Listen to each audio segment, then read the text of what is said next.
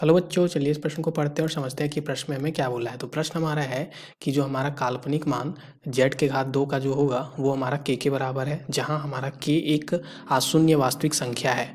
तो ये हमारा निरूपित करता है कि इसको सरल रेखाओं का जोड़ा या परवलय या हमारा दीर्घवृत्त या अति परवलय। ठीक है, तो हम सबसे पहले यहाँ पे बात करते हैं मुख्य अवधारणा की। तो हम देखते हैं मुख्य अवधारणा। ठीक है, तो मुख्य अवधारणा में अगर हम देखें तो हमें पता होना चाहिए कि जो हमारा अगर कुछ ऐसा हमारा काल्पनिक अगर हमारा संख्या है, मान लो z, उसको हम मान लेते हैं x प्लस आयोटा y की तरह। ठीक है, तो इसका जो हमारा अगर काल्पनिक संख्या हमारा z जो होता है उसमें ये हमारा क्या होता है, ये हमारा वास्तविक होता है। ठीक है, वास्तविक को हमारा प्रेजेंट करता है यानी कि निरूपित करता है। ठीक है, तो ये वास्तविक को यहाँ पे वास्तविक को प्रेजेंट करेगा और ये जो हमारा ये वाला जो भाग होता है ये काल्पनिक मान को हमारा यहाँ पे निरूपित करता है, काल्पनिक। ठीक है, तो काल्पनिक।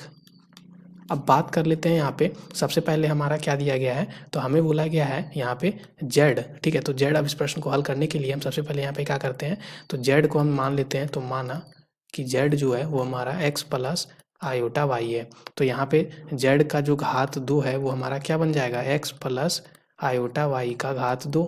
तो ये हमारा क्या आ जाएगा, यहाँ से x के घात 2 जोड़ आयोटा y का घात 2 जोड़ 2x। ठीक है, यहाँ गुना में आयोटा y, ऐसा कुछ बन जाएगा। अब देखो हमें पता होना चाहिए मुख्य अवधारणा में देखें कि आयोटा का घात 2 जो होता है वो -1 के बराबर होता है। तो यहाँ से x के घात 2 और ये आयोटा के घात 2 जो होगा उसको हम माइनस में लिख देते हैं।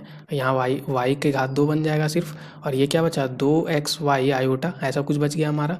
अब देखो यहाँ से अगर हम देखें तो ये हमारा क्या आ रहा, z के घात 2 बराबर x के घात 2 घटाओ y के घात 2, और यहाँ पे क्या बन गया, तो 2 आयोटा xy, ऐसा कुछ बन गया। अब देखो इसमें अगर हम देखें काल्पनिक और वास्तविक हम देखें तो काल्पनिक संख्या जो है यहाँ पे अगर हम बात करें तो ये हमारा वास्तविक आ रहा। ठीक है, वास्तविक। ठीक है, और ये जो है वो हमारा काल्पनिक वाला भाग आ रहा। ठीक है, काल्पनिक वाला।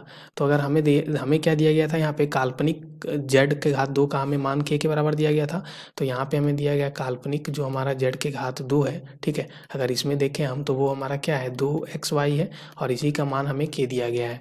तो यहाँ से हम लिख सकते हैं कि xy बराबर k/2, जहाँ पे k जो है वो हमारा कोई हमारा एक क्या है, एक जहाँ k जो है एक आशून्य वास्तविक संख्या है, यानी कि हमारा क्या है, एक अचर पद है। ठीक है, तो इसको हम क्या लिख सकते हैं, xy बराबर, इसको हम नया है c भी मान सकते हैं, जहाँ हम बात करें c जो है वो हमारा k/2 है, और जो c है वो हमारा क्या है, एक अचर पद है। ठीक है, अचर पद, ऐसा भी हम बोल सकते हैं। ठीक है, तो ये ऐसा हमने मान लिया। अब देखो एक्स वाई बराबर सी जो होता है वो हमारा किसका सूत्र होता है, तो ये हमारा किसको निरूपित करता है, एक्स वाई बराबर सी। तो ये हमारा निरूपित करता है, जहाँ पे सी जो है एक अचर पद है, तो ये हमारा अति परवलय को निरूपित करता है, अति परवलय को, वलय को। ठीक है, ये हमें पता है। तो यहाँ से हमारा ये जो आ रहा, ठीक है, ये z जो है वो हमारा ये जो यहाँ पे हमारा काल्पनिक z के घात 2 बराबर के जो था वो हमारा किसको निरूपित कर रहा था, तो अति परवलय को। यानी दिए गए विकल्पों में चौथा विकल्प हमारा बिल्कुल सही विकल्प हो जाएगा।